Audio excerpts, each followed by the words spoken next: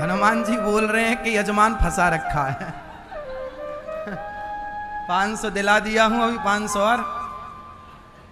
इसका मतलब ये हुआ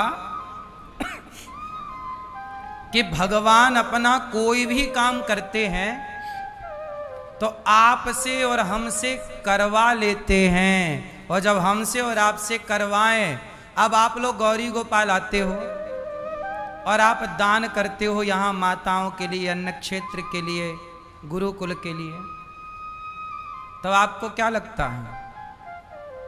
आप दान करते हो? नहीं, हमारे भगवान भी आपसे करवाते हैं कि भाई यहाँ सेवा हो रही है, चलो करो।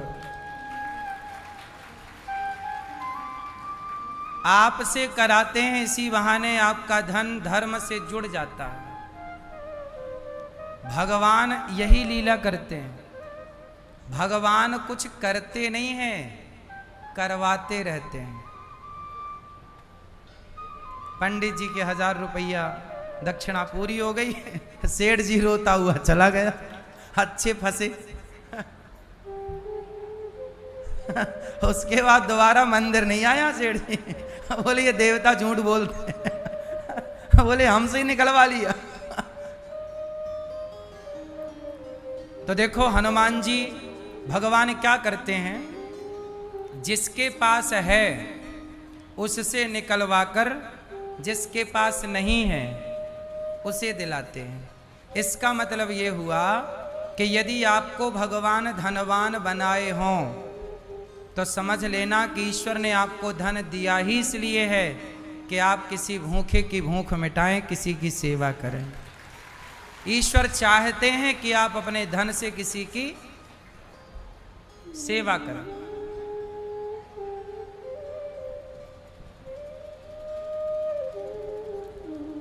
तो भगवान का यही कार्य है।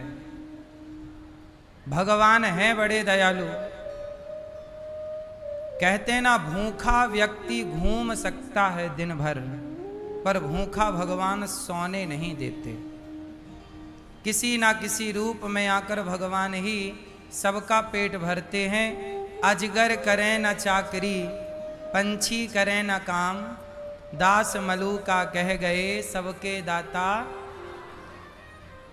सबके दाता राम, सबके दाता राम। सबका काम भगवान करते हैं।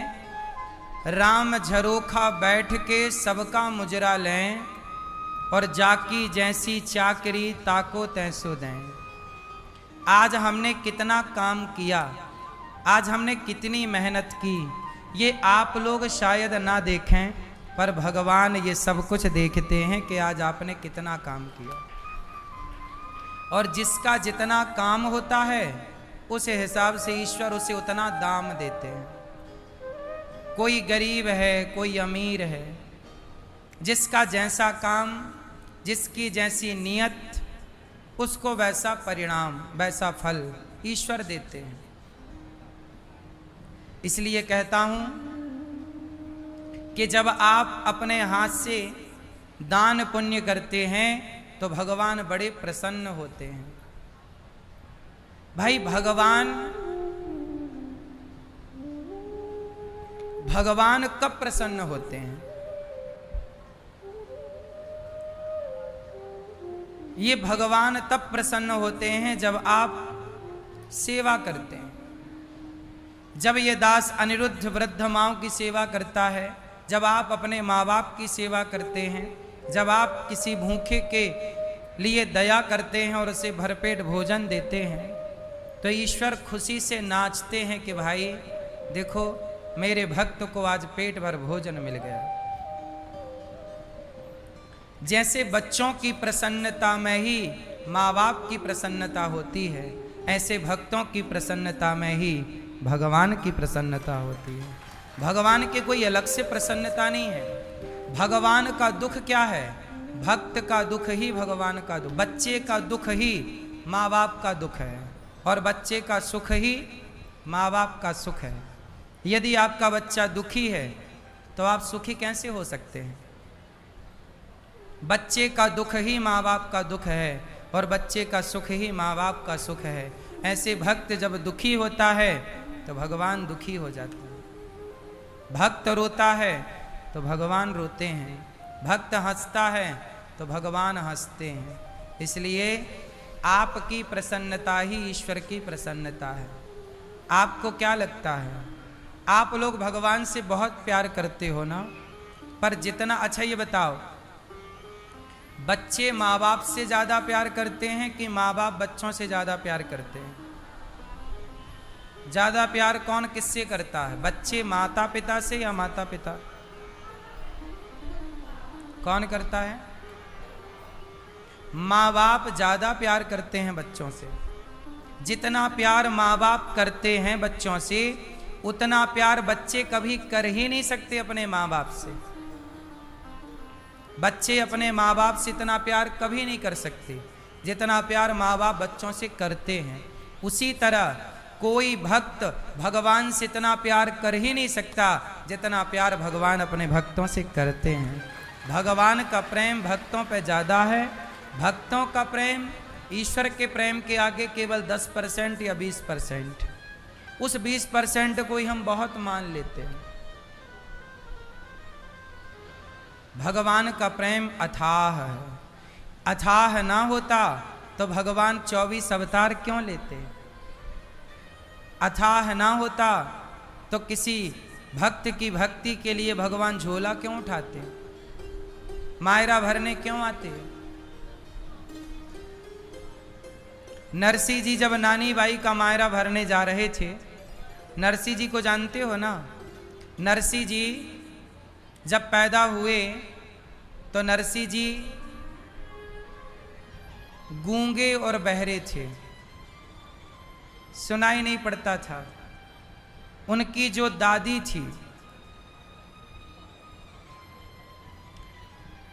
दादी थी, वो बेचारी मंदिर मंदिर ले जाती, संतों से कहती बच्चा गूंगा है, बहरा है, महाराज कृपा करो ये बोलने लग जाए। तो सावन का महीना चल रहा था, संत लोग आए चतुर्मास के लिए। तो एक साधु के पास गए, वो साधु से कहा कि भैया महाराज बच्चा गूंगा बहरा है, कृपा करो। वो साधु कोई सामान्य साधु थे नहीं, साक्षात सनकादि थे, सनक सनंदन सनातन सनत कुमार। उन लोगों ने नरसिंह जी के, उस समय नरसिंह बच्चे थे 5 साल के, गोद में बिठाया और कान में बोला, बेटा बोलो राधे कृष्ण,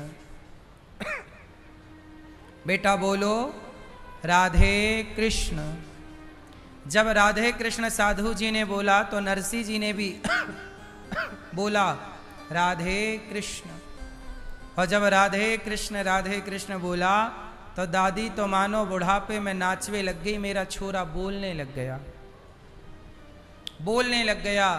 हे बाबा जी को प्रणाम किया, परिक्रमा लगाई, बड़ा महाराज आपने कृपा की। और नरसिंह जी बोलने लग गए। नरसिंह जी अब क्या बोलते, ज्यादा नहीं बोलते, हर जगह बस नरसिंह जी बोलते।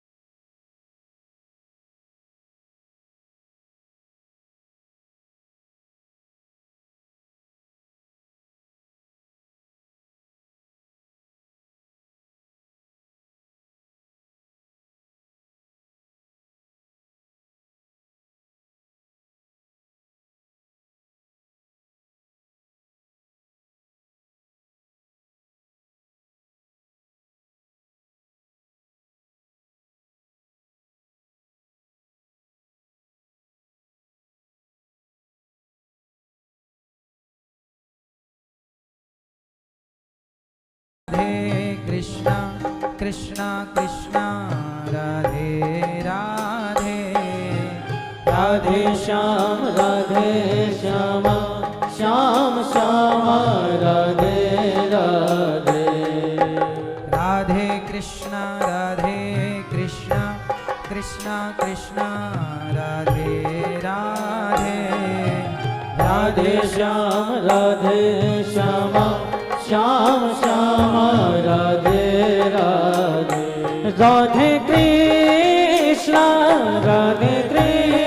कृष्णा कृष्ण कृष्ण राधे राधे राधे राधे श्याम राधे श्याम श्याम श्याम राधे राधे राधे राधे कृष्ण कृष्ण कृष्ण राधे राधे राधे श्याम श्याम श्याम राधे राधे राधे कृष्ण कृष्ण कृष्ण राधे राधे राधे श्याम श्याम श्याम राधे राधे राधे कृष्ण कृष्ण कृष्ण राधे राधे राधे श्याम श्याम राधे राधे राधे कृष्ण कृष्ण कृष्ण राधे राधे राधे राधे श्याम राम श्याम राधे राधे राधे राधे कृष्ण कृष्ण कृष्ण राधे राधे राधे राधे श्याम श्याम राधे राधे राधे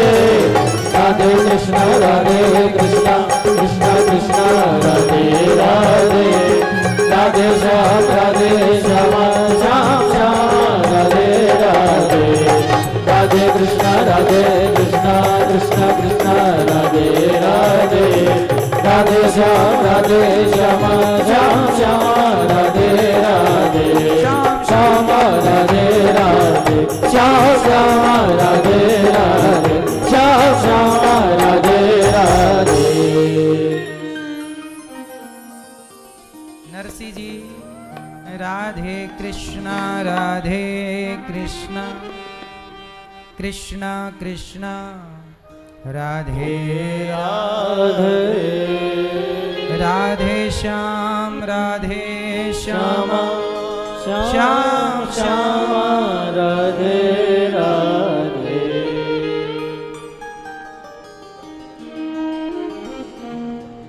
भगवान नरसिंह जी पर कृपा की है, वो बोलने लगे, पर बोलते क्या? राधे कृष्ण राधे कृष्ण। नरसिंह जी थोड़ा बड़े हुए, उनकी दादी को लगा अब तो मैं मर जाऊंगी, मरने से पहले नरसिंह का ब्याह कर दूं। एक सुंदर सी लड़की देखी और नरसिंह जी का कर दिया ब्याह। नरसिंह जी का ब्याह हो गया, पर नरसिंह जी तो भगवान का भजन करते।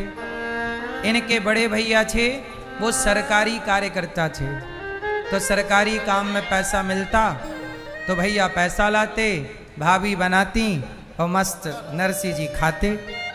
एक दिन नरसिंह जी को डांट पड़ गई, भाभी ने डांटा। नरसिंह जी ने कहा, भाभी माँ वो थोड़ा गरम गरम फूली फूली जरा रोटी दे दो। तो भाभी बोली, करता धरता कुछ नहीं है, पड़ा पड़ा तुझे फूली फूली रोटी चाहिए। बासी रोटियां ला के रख दी भाभी माँ ने, ये खा, कुछ काम तो करता नहीं, पैसा कमाता नहीं है, अभी तो अकेला था, अब लुगाई और ले आया, तेरी लुगाई को भी खवाऊं, तुझे भी खवाऊं, तेरे बाप का ठेका ले रखा है। ऐसे बोल दिया तो नरसिंह जी बेचारे घर से चले गए। जंगल में एक शिव जी का मंदिर था, शिव जी के मंदिर पे पड़े रहे, शिव जी के ऊपर सिर रख करके। कई दिन बीत गए, माता पार्वती के संग शंकर जी निकले। शंकर जी ने कहा, पार्वती जी ने कहा, देखो कोई भक्त पड़ा है आपका, आपके शिवलिंग से लिपट करके। शंकर जी पहुंचे दर्शन देने। नरसिंह बेटा, नरसिंह जी बेहोश थे, शंकर जी की कृपा से होश आया। शंकर जी खड़े हैं साक्षात भोलेनाथ। नरसी बेटा मैं तुम्हारी तपस्या से प्रसन्न हूँ। सब लोग पानी चढ़ाते, दूध चढ़ाते, तुमने अपने आप को चढ़ा दिया है, मैं प्रसन्न हो गया बेटा। क्या चाहता है बोल। नरसी जी ने कहा, नरसी जी ने कहा भोलेनाथ मुझको और कछु ना चाहिए, बस राधा कृष्ण मिलई दे। नरसी जी ने कहा हे भोलेनाथ हमें मुझको और कछु ना चाहिए, बस राधा कृष्ण मिलई दे। हे भोलेनाथ बस आप इतनी कृपा करो कि हमें राधा कृष्ण भगवान का दर्शन हो जाए, हमें और कुछ ना चाहिए, ऐसी कृपा कर दो। देखिए शंकर जी से भी क्या मांगा नरसिंह जी ने, पद पदार्थ नहीं मांगा, सोना चांदी नहीं मांगा। नहीं, शंकर जी से क्या मांग सकते थे और शंकर जी सब दे दें, परंतु शंकर जी से क्या कहा, मुझको और कछु ना चाहिए, बस राधा कृष्ण मिलई दे। ऐसी कृपा करो भोलेनाथ कि हमें राधा कृष्ण भगवान का दर्शन हो जाए। ठीक है, शंकर जी बोले चलो।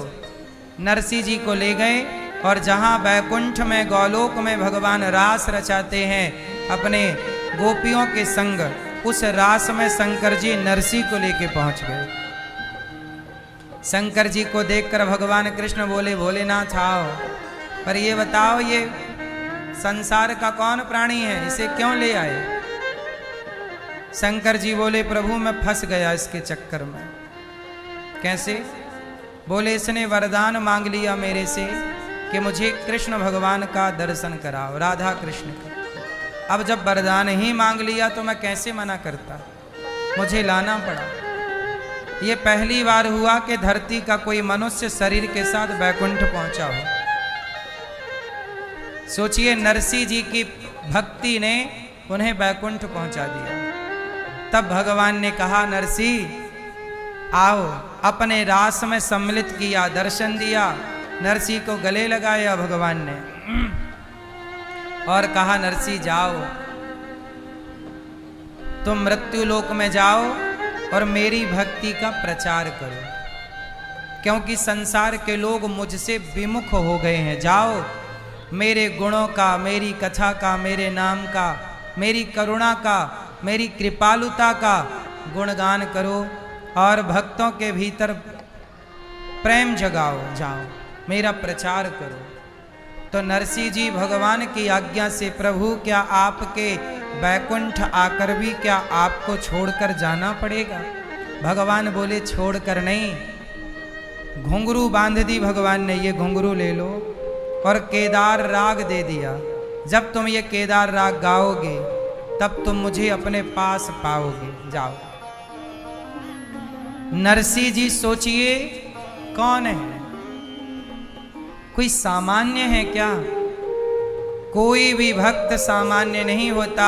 भगवान अपने बैकुंठ से ही भक्तों को भेजते हैं भक्ति का प्रचार करने के लिए।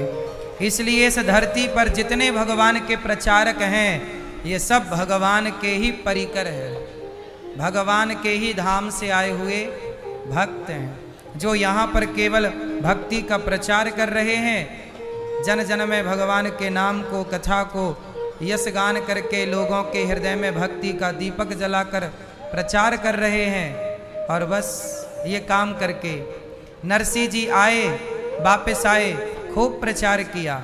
नरसिंह जी की पत्नी थी, उनकी एक बेटी हुई।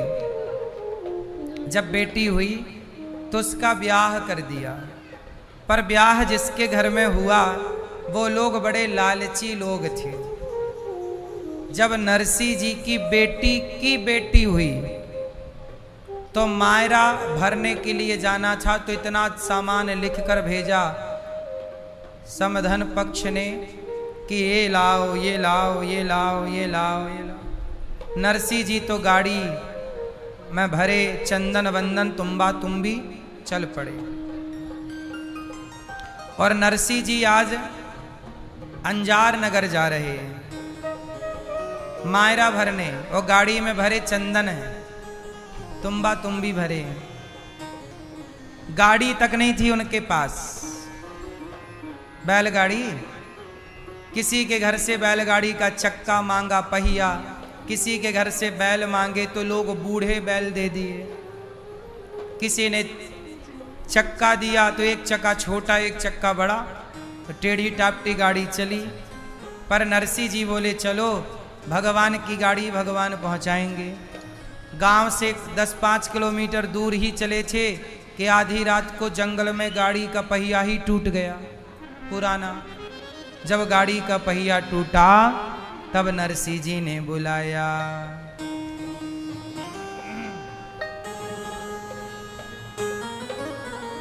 हाँ, अरे घड़ी दूर से दौड़ो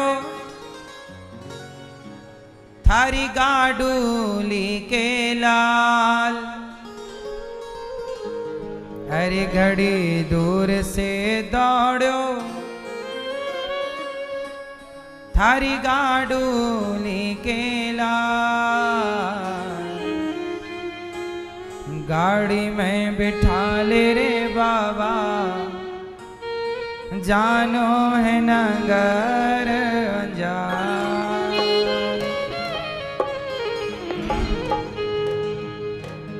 जब गाड़ी टूटी तो किसे बुलाया नरसिंह जी ने? सच बताएं, भक्त किसे बुलाता है? भक्त के पास भगवान के सिवा कोई है कहाँ? आपके पास यदि कोई है तो आप गलत हैं। यदि आपके पास कोई नहीं है एक भगवान के सिवा तो आप सही। अरे घड़ी, जब नरसिंह जी ने कहा हे भगवान गाड़ी टूट गई, तब भगवान ने आवाज लगाई, रूप बदल कर आए। बाबा, ओ भैया नरसिंह जी, अरे घड़ी दो। घड़ी मतलब दूर से, ये राजस्थान की भाषा है। अरे घड़ी दूर से दौड़ो थारी गाडूली के लाल। अरे गाडूली के लाल, गाड़ी में बिठा ले रे बाबा। भगवान बोले भैया हम जा रहे हैं, रास्ता भटक गए, तुम्हारी गाड़ी में हमें भी बिठा लो। नरसिंह जी बोले हमारी तो गाड़ी टूट गई, आप कह रहे हो बिठा लो। तो भगवान बोले हम गाड़ी बना देंगे तो बिठा लोगे? देखो भगवान कह रहे हैं बाबा गाड़ी में बिठा ले रे बाबा, जानो है नगर अंजान। गाड़ों में बिठा ले रे बाबा, जानो है नगर अंजान। गाड़ी में बिठा ले रे बाबा, जानो है नगर अंजान। गाड़ी में बिठा ले रे बाबा, जानो है नगर अंजान। घड़ी दूर से दौड़ो हर गाडूली के लाल। अरर गाडूली के लाल, अरर गाडूली के लाल। गाड़ी में बिठा ले रे बाबा, जानो है नगर अंजान। ओ गाड़ी में बिठा ले रे बाबा, जानो है नगर अंजान।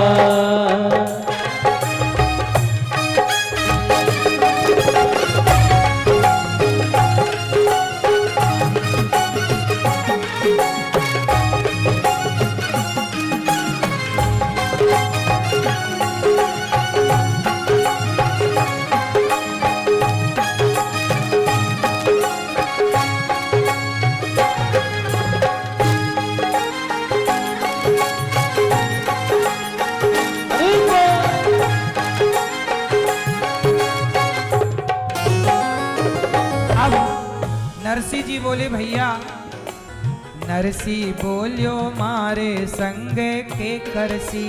नरसी बोलो मारे संग के करसी। मतलब नरसी जी बोले हमारे संग क्या करोगे? ओढ़न कपड़ा नाही बैठसी या मरसी। ओढ़न कपड़ा नाही बैठे से मरसी। हमारे पास तो ना ओढ़ने को कपड़ा है ना खाने को रोटी है, गाड़ी थी वो भी टूट गई। नरसी बोलियो मारे संग का करसी। ओढ़न कपड़ा नाही बैठसी या मरसी। बूढ़ा बैल टिटोरी गाड़ी। सुनो, बूढ़ा बैल, हमारे तो बैल भी। बूढ़ा बैल टिटोरी गाड़ी मतलब टूटी गाड़ी। बूढ़ा बैल टिटोरी गाड़ी पैदल जावे हाँ। अरर पैदल जावे हाँ। अरर पैदल जावे हाँ। गाड़ी में बिठा ले रे बाबा, जानो है नगर अंजारा। गाड़ी में बिठा ले रे बाबा, जानो है नगर अंजारा।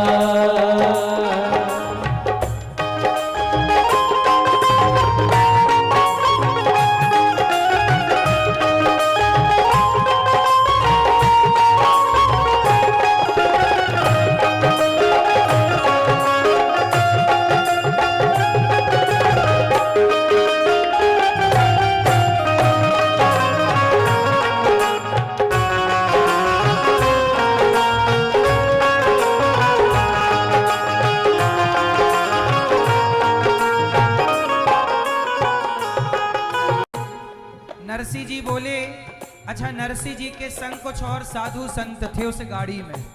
तो वो संत लोग बोले कि नरसी इसे मत बिठाना, क्योंकि वैसी गाड़ी में पहले से भीड़ है, 8-10 पहले ही से थे साधुओं के संग तो टोली।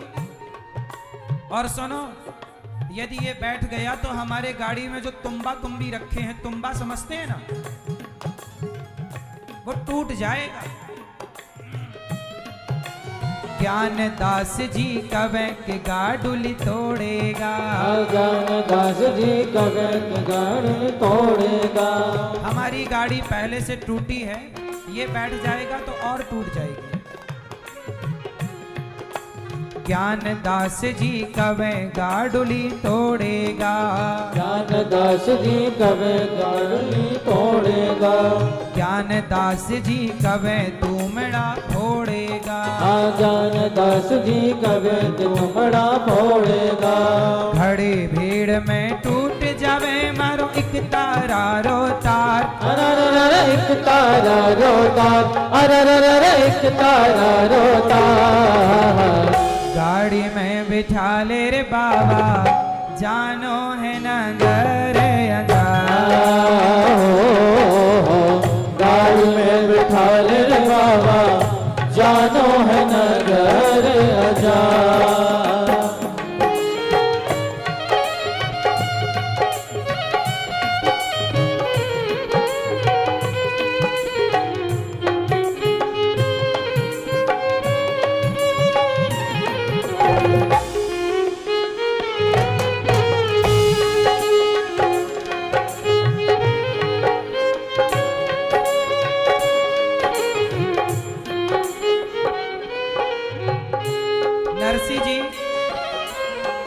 नरसी जी बोले, भैया ये बता तू जा कहाँ रहा है?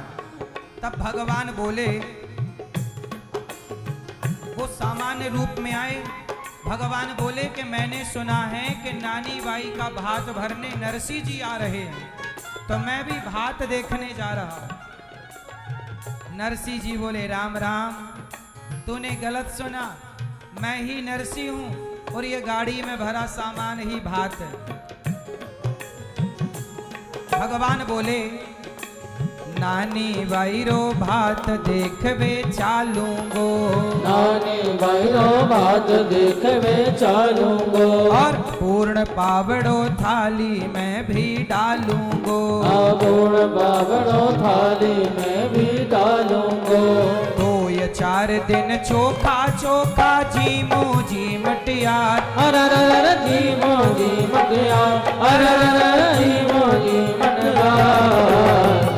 गाड़ी में बिठा ले रे बाबा जानो है नगर हो, गाड़ी में बिठा ले रे बाबा जानो है नगर आजा।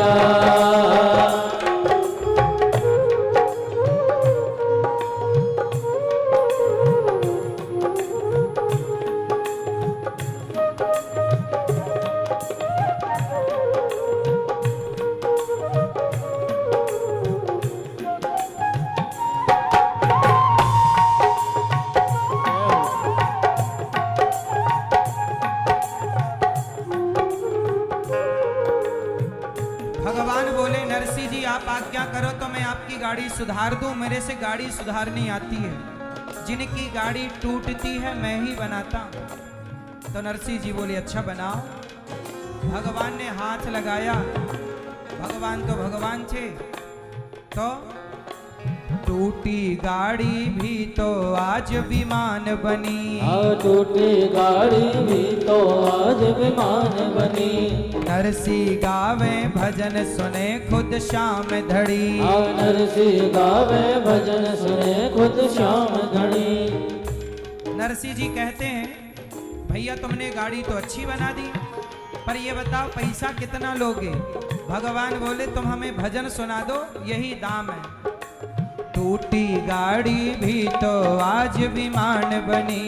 नरसिंह गावे भजन सुने खुद शाम धड़ी।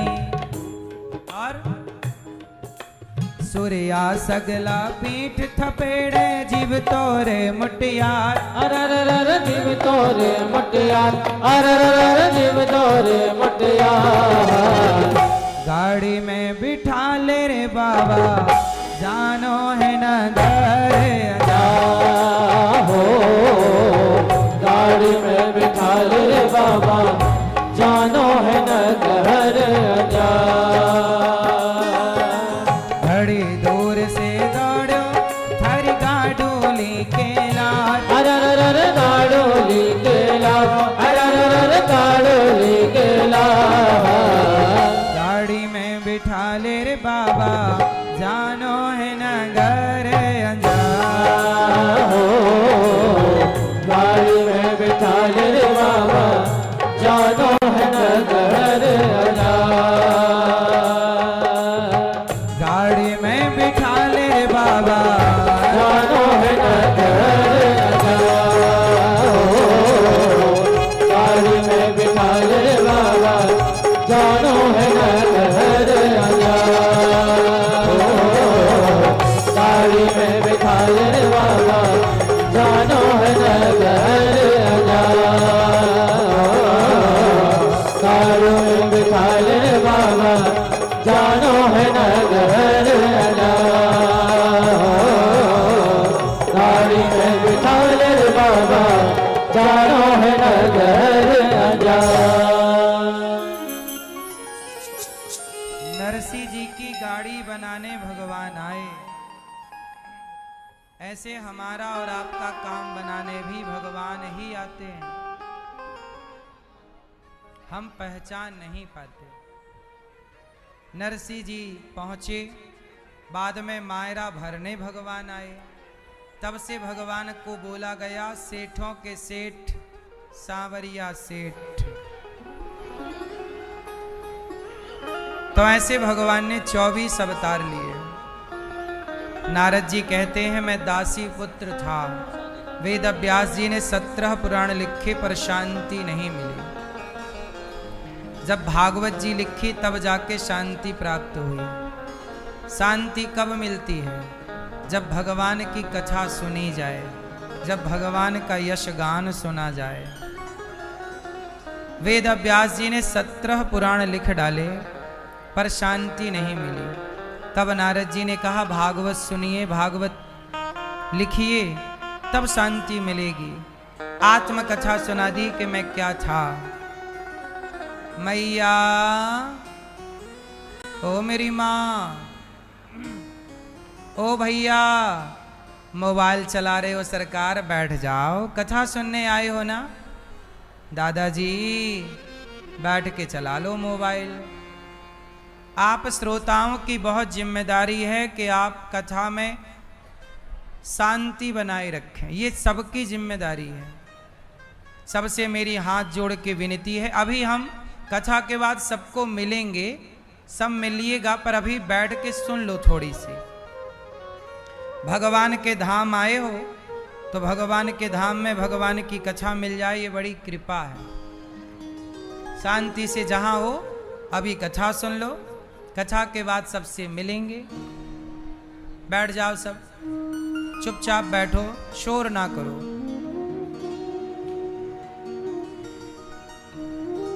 नारद जी ने कहा कि मैं दासी का बेटा था, पर संतों की कृपा, भगवान की कृपा से मैं आज भगवान ब्रह्मा का बेटा बनके और भगवान का गुणगान गा रहा हूँ। ये संतों की सेवा का परिणाम है। वेद व्यास जी ने भागवत की रचना की। भागवत प्रेम का ग्रंथ है। सर्व वेदेतिहासानाम सारम सारम समुद्रतम, सभी का सार भागवत जी में है। सब तरह से जब नारद जी महाराज ने कहा कि भागवत की रचना की जाए, तब वेद व्यास जी ने अपनी कलम उठाई और भागवत जी की शुरुआत की।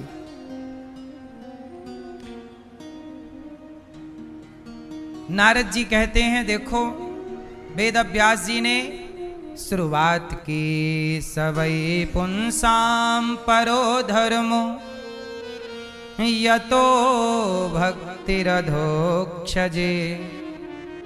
अहैतुक्य प्रतिहता ययात्मा संप्रसीदति।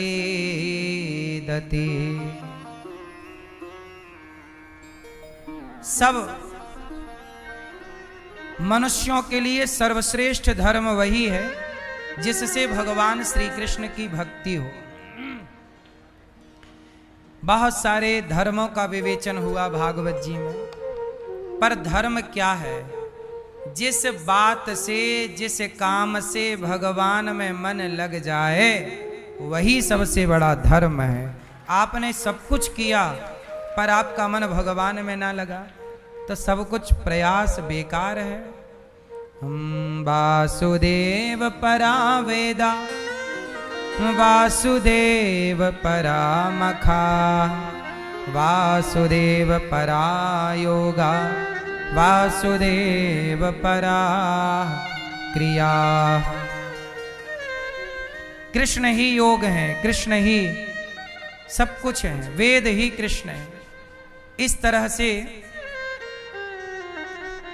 भगवान के अवतारों का वर्णन हुआ।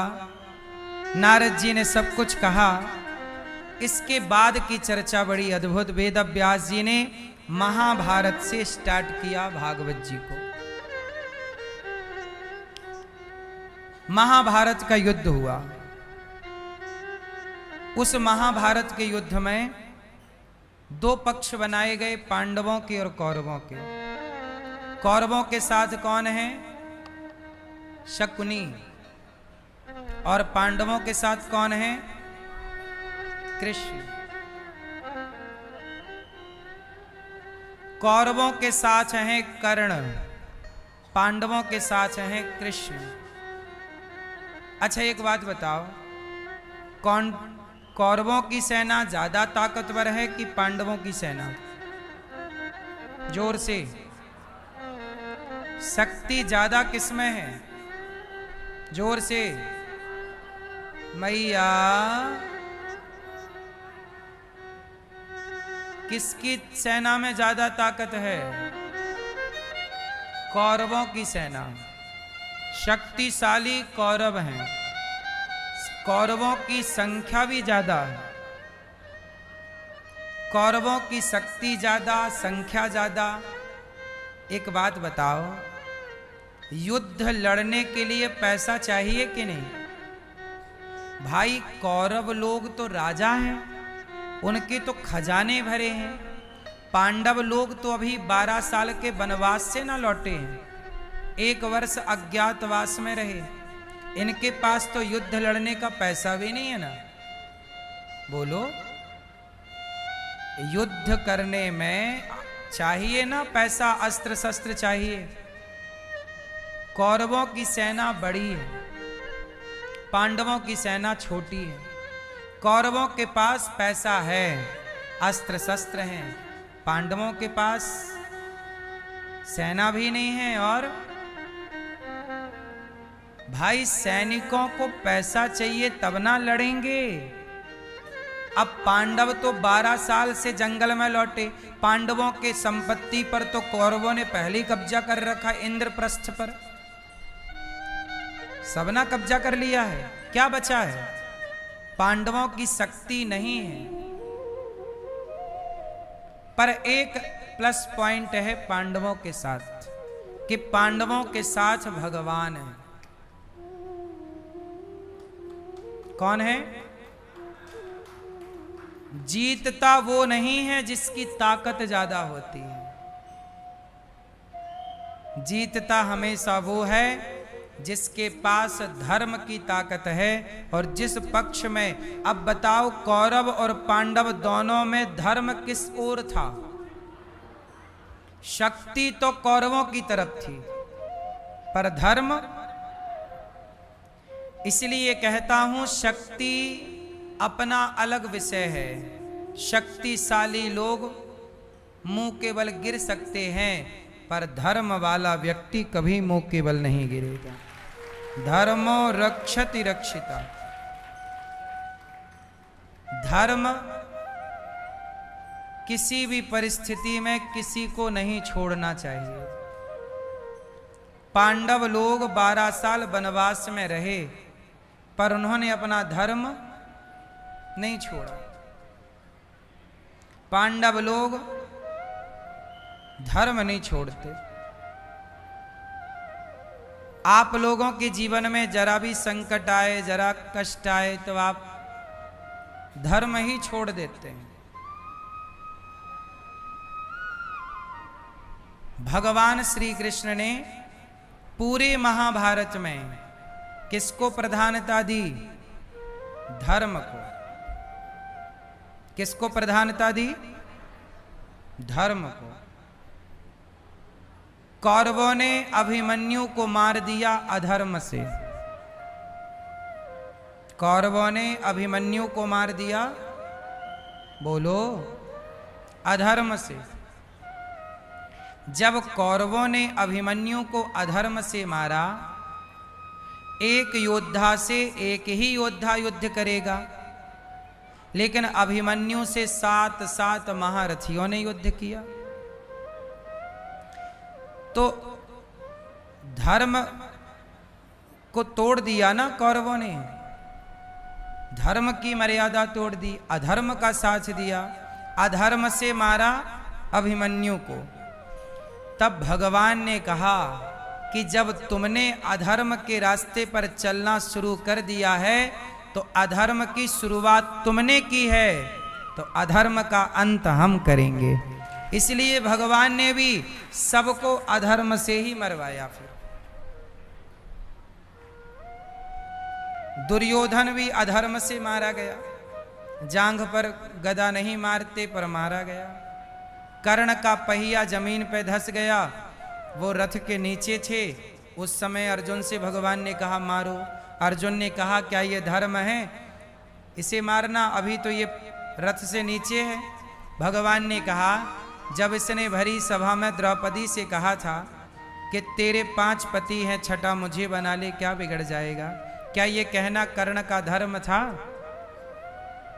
जब इसने धर्म का आचरण नहीं किया, जब ये अधर्म पर चला, तो हम तो अधर्मी का अधर्म का अंत ही कर रहे हैं। इसमें क्या है अर्जुन मार? अधर्म की शुरुआत कौरवों ने की, पर अधर्म का अंत पांडवों ने, भगवान ने किया। बात समझ में आई?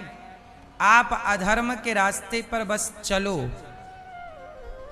अंत हो। शुरुआत तुम करोगे तुरंत भगवान करेंगे। और शुरुआत तुम करोगे ही नहीं अधर्म की, तो परमात्मा भी तुम्हारा कुछ नहीं बिगाड़ सकते।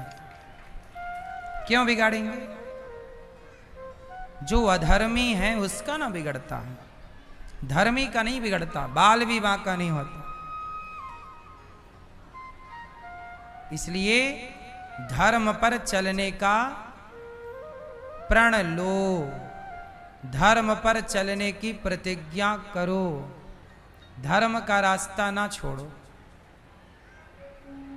कौरव सारे के सारे मारे गए, गुरु द्रोणाचार्य का भी सिर काटा गया। बोलो हाँ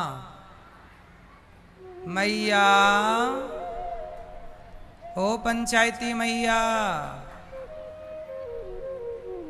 मैया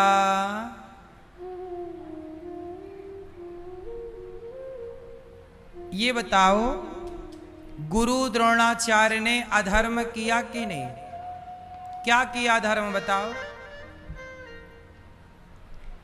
गुरु द्रोणाचार्य ने अपने शिष्य से अंगूठा मांग लिया। क्या ये धर्म था?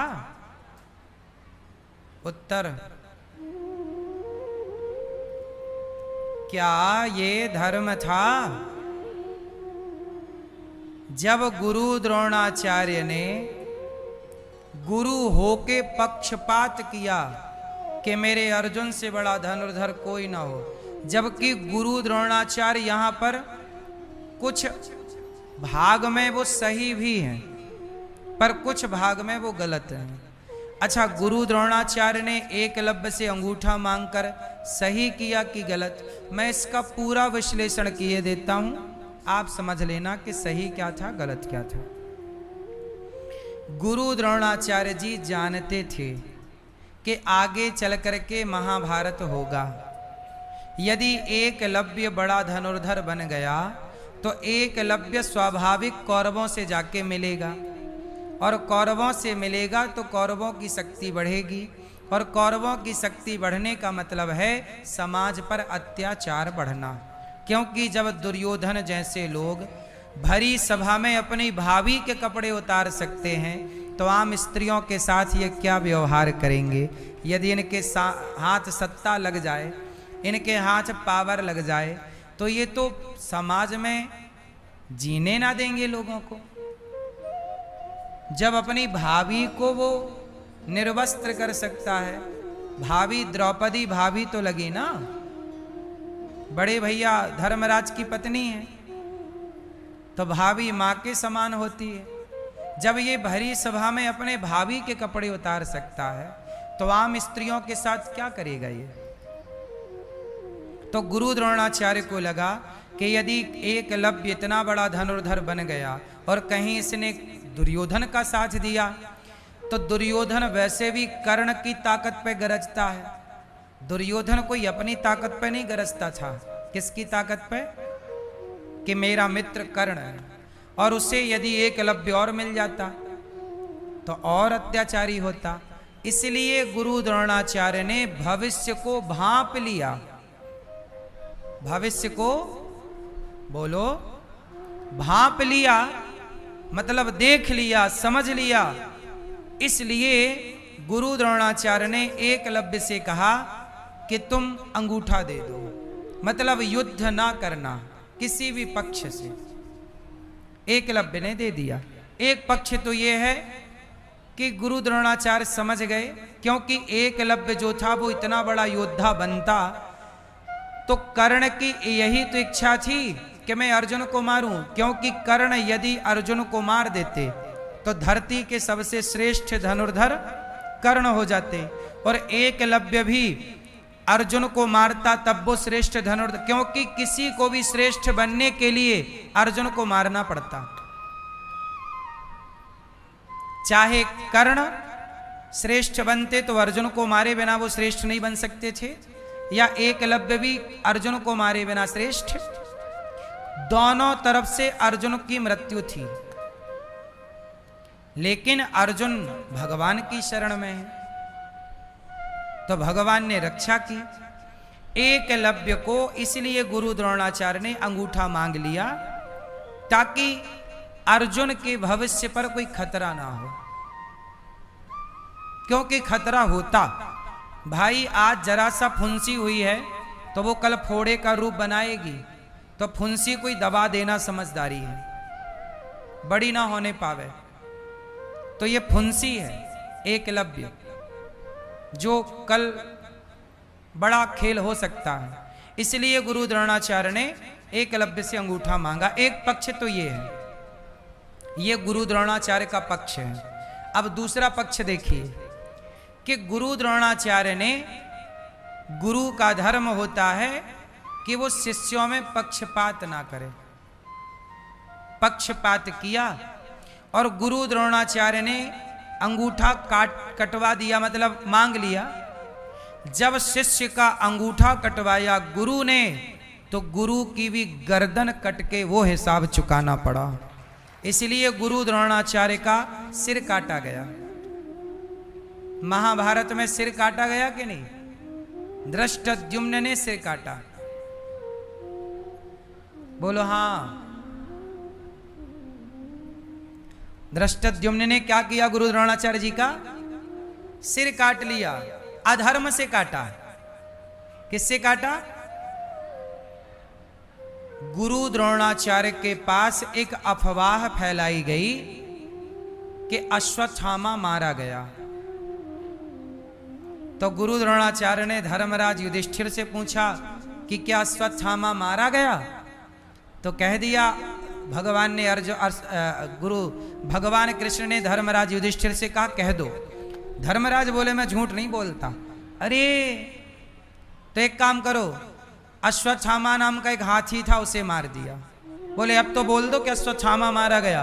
तो धर्मराज युधिष्ठिर ने कहा गुरुजी अश्वत्थामा मारा गया, और बाद में बोला नरोवा कुंजरोवा, वो हाथी है कि मनुष्य है। और जैसे ही वो नरोवा कुंजरोवा बोला, भगवान ने जोर का शंख बजा दिया, तो सुना ही नहीं पड़ा। इतना सुन पाए कि अश्वत्थामा, और उन्होंने तलवार धनुष छोड़ दिया पुत्र के वियोग में, जो कि हर पिता करता है।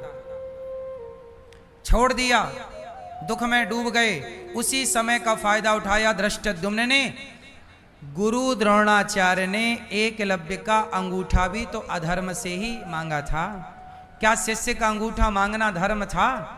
जब आपने अधर्म किया है गुरुजी, तो फिर आपके साथ धर्म कैसे होगा?